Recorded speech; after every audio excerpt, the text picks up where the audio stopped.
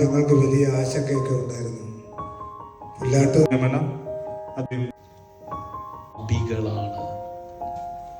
കാരണം എൽസ മറിയം സുനിൽ,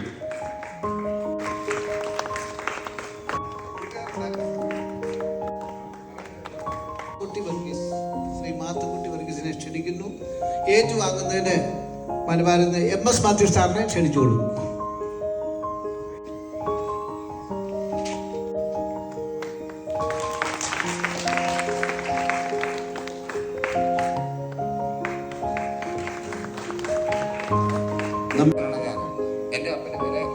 എന്ന് പറയുന്ന ആളുടെ 6 മക്കളാണുള്ളത്.